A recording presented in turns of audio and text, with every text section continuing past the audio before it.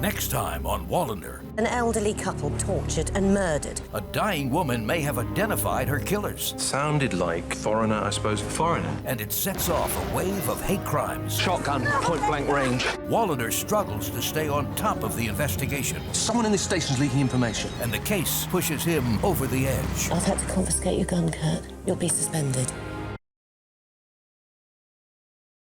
My favorite fictional detective is Sherlock Holmes.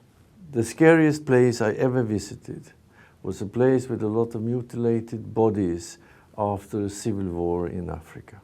My favorite film is Mississippi Burning. And why? It is a film that very clearly talks about the huge racist problem in the United States. My final meal, if I want one, would be cod and potatoes and vegetables. My favorite book cover is Robinson Crusoe finding the footprint in the sand. I write everywhere where I happen to be. My favorite crime writer is Conan Doyle. My alcoholic drink of choice is Chianti Classico red wine. When I started to write about Wallander, it is exactly 21 years ago. He was born a day in May 1989. Can you imagine? I know exactly. And I had then decided to write a novel about xenophobia, about racism. And since I find racistical attitudes a sort of criminal approach to reality, I've decided to use a crime plot. And then I realized I needed a police officer. And so he was born. And I took the name, by the way, from the telephone book from south of Sweden. I thought there was a short first name and a little longer second name, and well, that was that. Reality is very often very prosaic. Anyhow, I also decided to try to write to show how difficult it is to be a good policeman. That was one of my ambitions. And the second ambition was to show a man who is like you and me, changing the whole time. I didn't want to create a stereotypical person who is the same on page 1 and on page 1000. And the best way of giving you an example that I actually succeeded is what I call the diabetes syndrome. Because after the third novel, I asked a friend of mine who is a doctor and who had read the novels, and I said, if you would imagine this guy getting a disease, what would that be? Diabetes, she said immediately. The way he is living, what he's eating, he's not exercising, he will have diabetes. And so I gave him diabetes, and he became even more popular. Because of the fact that people get diabetes in reality. Can anyone here imagine, for example, James Bond stopping to give him a shot of insulin before he starts running again? No, it's not possible. So I really think that this is at least one of the answers why he has become so popular in so many different cultures. The fact that he is an ever-changing man. He is like you and me. It's also quite interesting to see how many people from all over the world are visiting the southern part of Sweden to follow. It's unbelievable. And what I have done, and I'm very happy for that, I have stopped every way of trying to commercialize it. I have said no to everything. So the only thing is now that people can, you know, look for themselves or having a guide or whatever. But there was, for example, I must say that man was very clever, who started to paint the paintings of the father. And selling them. And I must say that in a way he was a sort of genius, but I stopped it because I said, no, this is not going to be. And you know, people want to make caps and all. I said no to all of that. But there is wonderful to see people coming from Korea, from Japan, from Argentina, from the United States. And I think it's wonderful Because in literature you get friends. I don't think it's more strange than still very many people are visiting Baker Street number 221 in London. Guess who lived there? Sherlock Holmes. And by the way, I must say that Sherlock Holmes and Conan Doyle are still wonderful stories. There is a lot of things you can steal from Conan Doyle. I can assure you that. So he's still a hero for me. When people ask me what is my main inspiration, I say it is the ancient Greek drama. If you take a play like Medea that's written 2,300 years ago, it is about a woman who murders her children because of jealousy in relation to her husband. If that is not a crime story, I don't know what a crime story is. The only difference is that there is no police officer in it, because in Greece at that time there was no police force.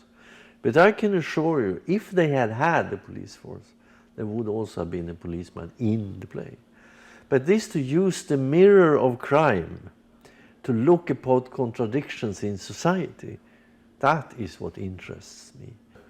Look at Macbeth. Take Macbeth out, put Richard Nixon in there. You have the same story, in a way. And then I can say that, yes, there are also pure crime fiction that inspires me. For example, Sherlock Holmes. Because many of his stories talks about the English society, about hypocrisy, about many things. So I don't see any difference by writing crime fiction or another novel. I think I put out my cheek a little and say that crime fiction is one of the oldest literary genres that exist. It's not invented by Edgar Allan Poe, much older than that. I have a photo, a small photo on my wall, and the greatest idol is myself as 12 years old. And when I watch this guy, this boy, this me at 12 years old, I think that at that time I was his best. I didn't see any limits in life. I believed in imagination, in fantasy and reality. I thought every mountain was possible to climb. Every desert was possible to get through. So I look at that boy and I try to imitate him. I try to be as brave and as good as he was. And by the way, I still believe that Robinson Crusoe is the best novel ever written, because of a very simple reason. That Robinson is not alone on the island before Friday comes. He's alone on the island with the reader. And that's important. You are on that island with Robinson. You help him out in a way. And that is a genius way of telling a story. I can never think of a plot better than that one in Robinson Crusoe. You could take out certain characters in certain books, take them out of the books and bring them with you as friends. I think one of the most important things with art is that you get friends there. You could have a painting somewhere. When you see someone in the painting, you could take that person out of the painting and make that person a friend that follows you in life. And it's obvious to me and to most people that we are living in a terrible world today. And the most terrible thing with the world today, it has so many problems, is completely unnecessary. Let me just give one example. Me as a writer. In year 2012, millions upon millions of children goes out in life illiterate. They cannot read, they cannot write. And this is absolutely unnecessary. We could have eradicated illiteracy a long time ago if we really would have wanted to do it. But we don't do it.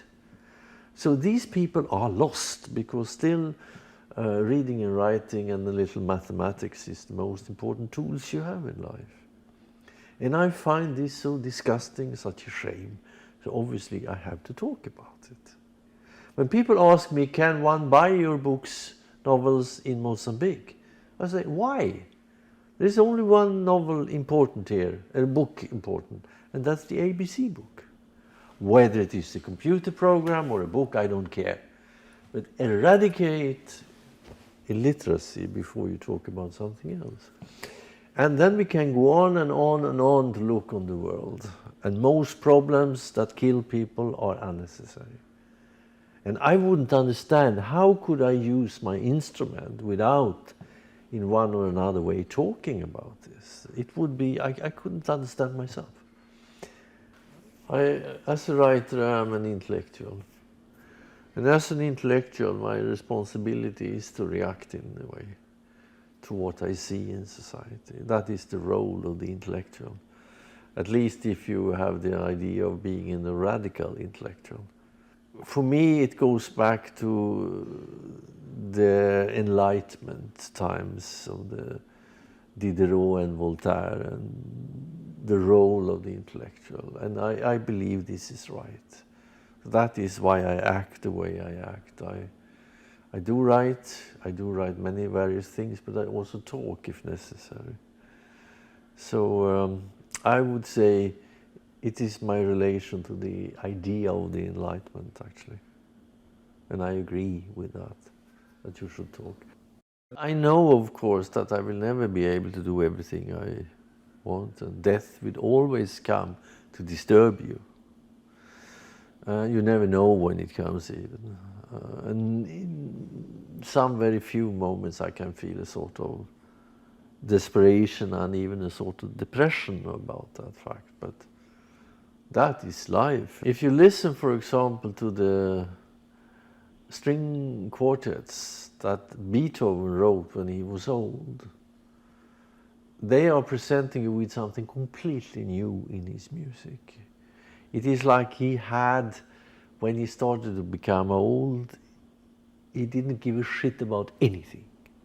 He had nothing to lose.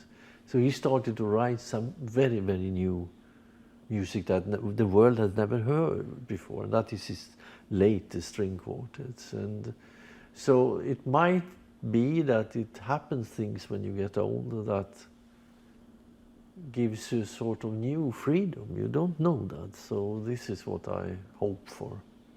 To me, obviously, life has a meaning. When I can sit down and try to formulate something. Because whatever you do is try. You're trying. You never know whether you're going to succeed or not, but you're trying to do something. That is the closest I can come to a meaning of life in the creativity. I don't think I have a more intelligent answer than that.